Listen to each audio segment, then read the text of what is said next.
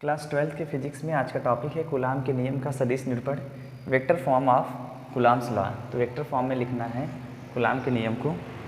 तो सबसे पहले मैं कहूँगा कि माना दो बिंदु आवेश Q1 Q2 परस्पर r दूरी पर व्यवस्थित है। ठीक, अब इनकी स्थिति को बताना है नहीं, स्थिति सदिश, और स्थिति सदिश के ऊपर हम कैप दिखाते हैं, इसको इकाई सदिश भी कहते हैं। ठीक, कैप का निशान होता है, क्लास 11 से आपने पढ़ा होगा।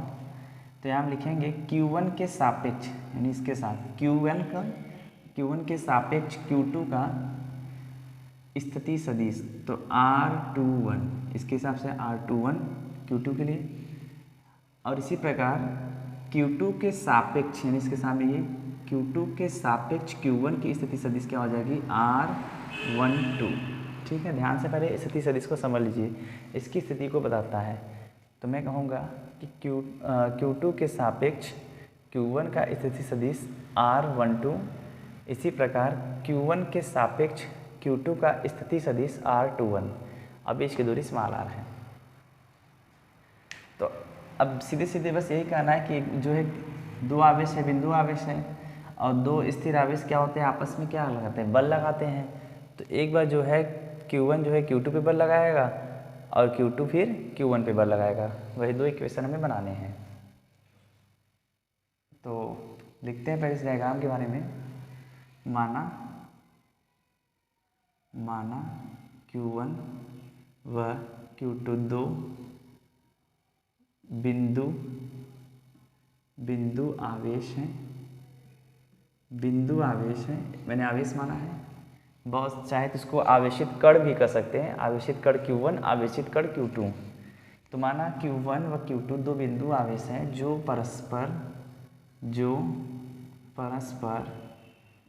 स्मॉल r दूरी पर व्यवस्थित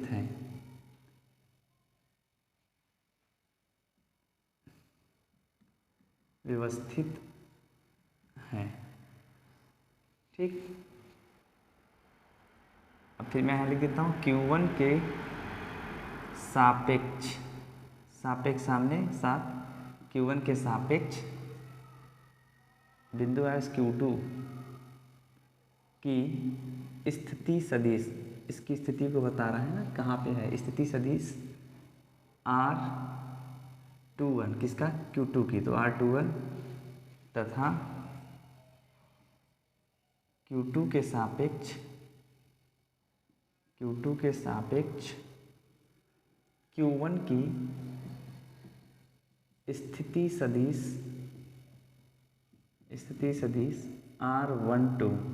Q1 के लिए क्या बनेगा, 12, उसके लिए 21। ठीक, अब यहाँ से देखिए दो केस बनाएंगे।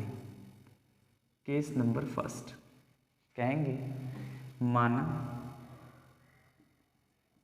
Q1 द्वारा Q2 पर आरोपित बल। तो कूलाम के नियम से दो स्थिर आवेश हैं, तो ये दोनों जो हैं आवेश एक दूसरे पे क्या करेंगे, बल लगाएंगे। तो पहले मैं कहूँगा Q1 द्वारा Q2 पर आरोपित बल, फिर मैं अगले में कहूँगा Q2 द्वारा Q1 पर आरोपित बल। तो आरोपित बल जो है दो आवेशों के लिए कूलाम का नियम क्या है कि F इक्वल के Q1 Q2, यही दो आवेश है, अपान R², बीच की दूरी R²। यहाँ मैं वेक्टर लगाता हूँ क्योंकि सदिश है, और इसके साथ जो इसकी स्थिति सदिश क्या है, Q1 के लिए क्या है, R12, इक्वेशन नंबर फर्स्ट। ठीक इसी प्रकार केस नंबर 2 में देखिए, मैं कहूँगा माना, आप क्या लिख सकते हैं, बिंदु आवेश, मैंने यहाँ पे लिखा नहीं, आप मन तो लिख सकते हैं, माना बिंदु आवेश Q1 Q2 ऐसे करके। अब कहेंगे माना Q2 द्वारा Q1 पर आरोपित बल, मान लेते हैं ये आवेश इस पर बल लगा रहा है, तब के लिए क्या फार्मूला का, वही आवेश कूलाम के नियम से, ये वेक्टर सदिश है F इक्वल, क्योंकि हम सदिश इसका निरूपण कर रहे हैं, के Q1 Q2 by r square, Q1 Q2 या Q2 Q1 एक ही मतलब है। इसके लिए क्या होगा, इसके लिए क्या होगा, Q2 के लिए क्या है तो देख लीजिए, Q2 के लिए स्थिति सदिश क्या है R21, तो R21 और स्थिति सदिश के लिए कैप लगाते हैं। ठीक, लाइट अभी चली गई कुछ, लिए स्टॉप ले लेते हैं अभी।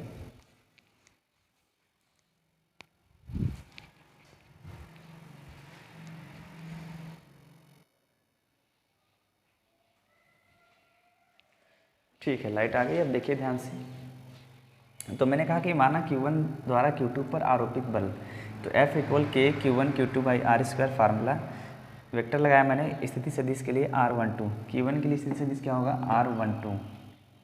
ठीक, हाँ यहाँ पे लिख लीजिए कि 1 2 ये दर्शाता है कि पहले आवेश के कारण दूसरे पे बल। ठीक है, 1 2।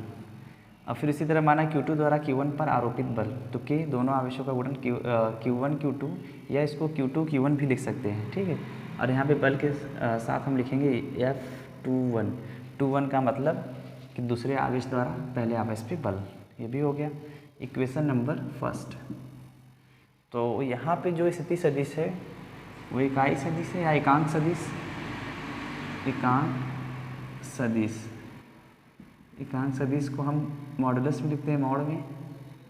तो लेकिन ये जो है इनका परिमाण जो है समान है, इकाई है, एक दूसरे के बराबर है, बस फर्क क्या है, ये एक दूसरे की विपरीत दिशा में, ये इधर है ये इधर है, तो इसलिए एक को हम माइनस से दिखाएंगे। ठीक है, इकाई सदिश को मॉड में लिखते हैं, कोई दिक्कत नहीं, मॉड से निकालेंगे तो वापस वही आ जाएगा R12 माइनस R21। तो वही जो यहाँ पे स्थिति सदिश है वही एकांक सदिश भी कहलाती है। यहाँ पे ये क्या है कि एक इनका जो परिमाण है समान है, इसलिए मैंने यहाँ मॉड में लगाया है, लेकिन ये एक दूसरे की विपरीत दिशा में है। देख लीजिए, एक दूसरे की विपरीत दिशा में, इसलिए एक को मैंने माइनस दिखा है। यहाँ पे माइनस से दिखा रहा है कि एक दूसरे के अपोजिट डायरेक्शन में है, लेकिन है दोनों आपस में इक्वल।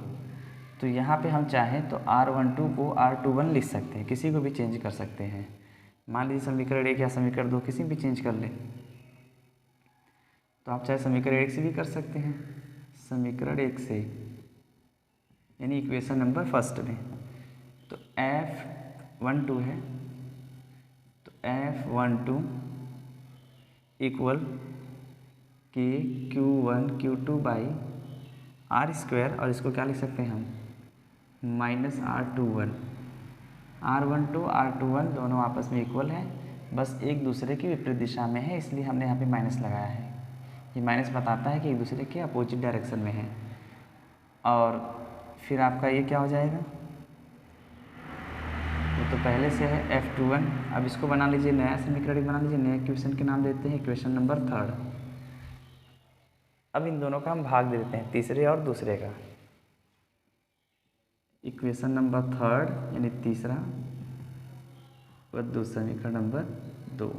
अब एक से मतलब नहीं, एक को हमने 3 बना दिया, समीकरण 3 व समीकरण 2 का भाग देने पर तो F12 अपान हो जाएगा F21 इक्वल वैल्यू पुट कर दीजिए, तो माइनस के Q1 Q2 by r square R21 अपान, ये हो गया वैल्यू, और ये रख दीजिए के Q1 Q2 F21 का वेक्टर का निशान लगाती आर स्क्वायर, यहाँ पे R21 कैप जो है स्थिति सदिश इकाई सदिश, स्थिति सदिश जो होती है इकाई सदिश है, यानी इकाई में का परिमाण एक एक है, समान है। ये सेम है, पूरा ये कैंसिल हो जाएगा। ठीक, तो यहाँ पे बचेगा क्या, F12 अपान F21 इक्वल -1/1, क्रॉस मल्टीप्लाई कर दीजिए, तिर्यक गुणा इसका इसमें इसका इसमें, यहाँ से निकलेगा F12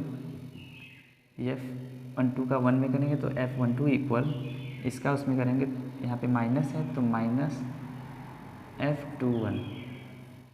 तो यहाँ पे क्या देखने को मिल रहा है कि दोनों बल बराबर हैं, बराबर आ गया ना, दोनों बल बराबर हैं, यहाँ पे कार्यरत बल बराबर हैं, लेकिन ये माइनस दिखा रहा है कि एक दूसरे के विपरीत दिशा में लगते हैं। अतः दोनों बल आपस में बराबर हैं, लेकिन एक दूसरे के विपरीत दिशा में कार्यरत है, विपरीत दिशा में हैं या कार्यरत हैं। ठीक, तो ये तो आपका हो गया क्लियर। और ये कूलाम का नियम जो है यहाँ पे क्या दिखा रहा है, न्यूटन की गति के तीसरे नियम का पालन करती है, क्रिया प्रतिक्रिया का नियम। क्योंकि क्रिया प्रतिक्रिया क्या होता है, दोनों एक दूसरे के बराबर बल लगाते हैं लेकिन एक दूसरे के विपरीत दिशा में, तो ये क्रिया प्रतिक्रिया के नियम का पालन करती है। आप देख रहे हैं दोनों बराबर हैं, बस एक दूसरे के विपरीत दिशा में है। ये कैसे पता चल रहा है कि एक विपरीत दिशा में है, क्योंकि एक प्लस में है और एक माइनस। यहाँ पे माइनस का मतलब अपोजिट डायरेक्शन में होना। तो एक बार मैं रिवीजन करा देता हूँ इसका। तो कूलाम के नियम का सदिश निरूपण क्या है, माना दो बिंदु आवेश Q1 Q2 है जो परस्पर r दूरी पर है। Q1 के सापेक्ष Q2 की स्थिति सदिश R21, Q2 की देखेंगे तो R21 हो जाएगा 21। इसी प्रकार Q2 के सापेक्ष कौन है, Q1 है, इसकी स्थिति सदिश R12 हो जाएगा। कैप लगता है स्थिति सदिश के लिए। ठीक, तो चीज़ मैंने यहाँ पे हिंदी में लिख दिया। तो Q1 के सापेक्ष Q2 की स्थिति, अच्छा यहाँ पे सदिश लिख लीजिएगा, स्थिति सदिश। ठीक, ये तो लाइन क्लियर हो गई। फिर सिंपल सा फंडा है क्या कि Q1 Q2 पे बल आरोपित करेगा और Q2 भी Q1 पे। तो मैंने यहाँ पे लिख दिया कि माना Q1 द्वारा Q2 पर आरोपित बल। तो कूलाम के नियम से क्या होता है, F = K Q1 Q2 by r², दोनों आवेशों का गुणनफल, बीच की दूरी का वर्ग के व्युत्क्रमानुपाती होता है। और यहाँ पे K नियतांक है। यहाँ पे 1 2 दिखा रहा है कि पहले आवेश द्वारा दूसरे पे बल, और ये क्या है R12 स्थिति सदिश। इसी प्रकार मैं अगले स्टेप में कहूँगा Q2 द्वारा Q1 पर आरोपित बल, तो F21 हो जाएगा। अब दूसरे द्वारा पहले पे, तो F21 K Q1 Q2 by r² F21। ये जो है स्थिति सदिश व इकाई सदिश है, इनका जो परिमाण है समान है, इसलिए इनको मॉड में लिखे हैं बस। लेकिन इसमें फ़र्क यही है कि ये एक दूसरे की विपरीत दिशा में, इसलिए मैंने एक को माइनस दिखा दिया। मॉडुलस हटा देंगे, कोई दिक्कत नहीं है। उसके बाद हमने क्या किया कि समीकरण एक, यानी कि जहाँ पे R12 है उसको हम -R21 लिख सकते हैं। ठीक है, तो यहाँ पे इक्वेशन नंबर फर्स्ट में R12 को मैंने क्या कर दिया, R21 माइनस यहाँ पे लगा दिया। अब ये जो है इक्वेशन फर्स्ट, ये बन गया इक्वेशन नंबर थर्ड। इन दोनों को हम भाग दे देंगे आपस में, सब कैंसिल हो जाएगा, माइनस बचेगा। और ये जो है क्रिया प्रतिक्रिया नियम को दर्शाती है। क्रिया प्रतिक्रिया में क्या होते हैं कि जो बल लगते हैं आपस में बराबर होते हैं, बस एक दूसरे के विपरीत दिशा में होते हैं। तो यही मैंने लिखा है कि अतः दोनों बल आपस में बराबर है लेकिन एक दूसरे की विपरीत दिशा में है। यही है कूलाम के नियम का सदिश निरूपण। ठीक है, थैंक यू।